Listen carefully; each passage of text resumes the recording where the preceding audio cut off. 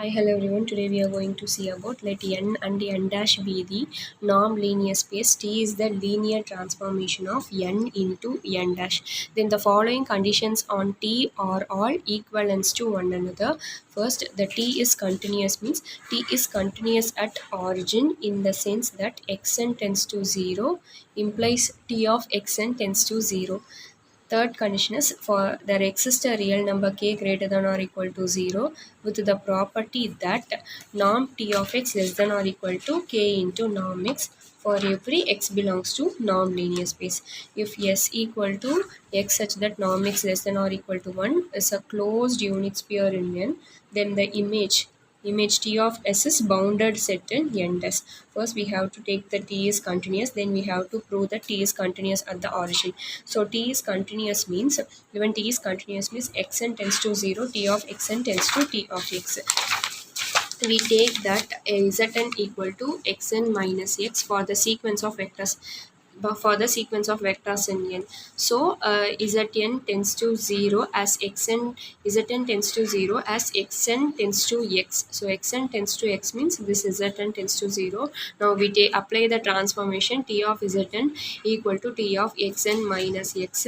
T of xn minus T of x tends to 0 by the linearity of the T. So if Zn tends to 0, Zn tends to 0 means T of Zn also tends to 0. So T is continuous at the origin. Next we have to take the T is continuous at the origin and we have to prove that T is continuous. T is continuous at the origin means xn tends to 0, T of xn tends to 0.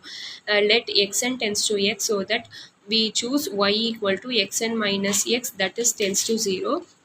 If we apply the transformation T of y tends to 0, which is T of xn minus x tends to 0, just T is continuous at the origin definition, and yn xn tends to 0 means T of x minus x tends to 0, and if T of xn minus T of x tends to 0, then T of xn tends to T of x. So xn tends to x, let xn tends to x implies T of xn tends to T of x. So so T is continuous. Next we have to take that 2 is T of T is continuous at the origin in the sense xn tends to 0, T of xn tends to 0. We have to prove that there exists a real numbers k greater than or equal to 0 with the property that norm T of x less than or equal to k into norm x for every x belongs to N. So we have to prove that T is bounded. For continuous at origin xn tends to 0, T of xn tends to 0. This is continuous at the origin. We have to prove that T is bounded. There exists, if it is a bounded means before that we choose that there exists a real number k greater than or equal to 0 such that if it is bounded means we have to prove that is equivalent to prove there exists a real number k greater than or equal to 0 such that norm T of x less than or equal to k norm x for all x belongs to N. Let us assume that there is no such k exists and satisfies these type of conditions. So this means we can take that there is no such k satisfies this condition.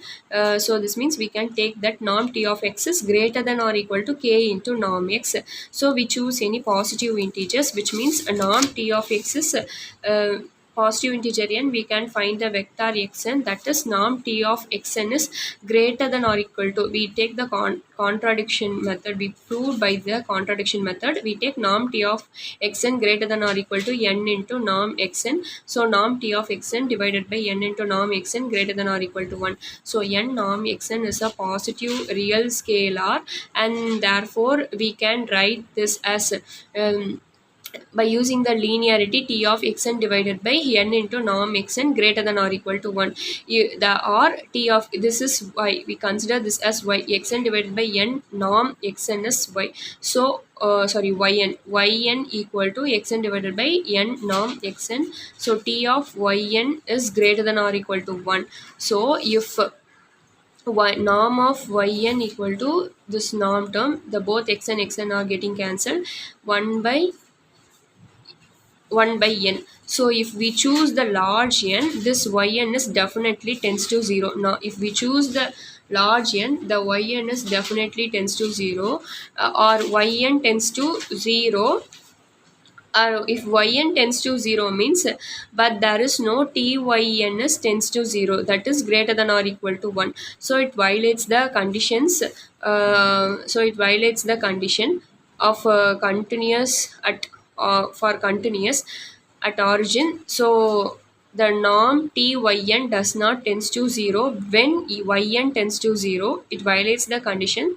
So our assumption is wrong. For that, we have to assume k greater than or equal to such that norm t of x less than or equal to k norm x for all x belongs to n.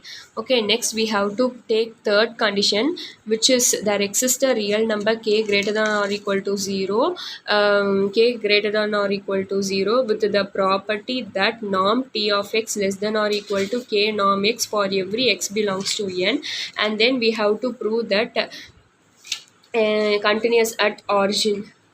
So given t is bounded, there exists k greater than norm t of x less than k into norm x for all x belongs to n.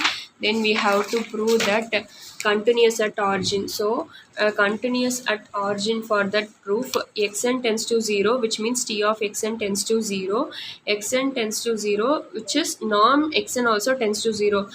By using the bounded condition, we know that norm t of xn less than or equal to k into norm xn. So norm t of xn, k tends to this xn tends to norm xn tends to 0, so it is 0 means t of xn tends to 0, xn tends to 0, norm t of, for continuous at origin we have to prove that xn tends to 0, no, t of xn also tends to 0.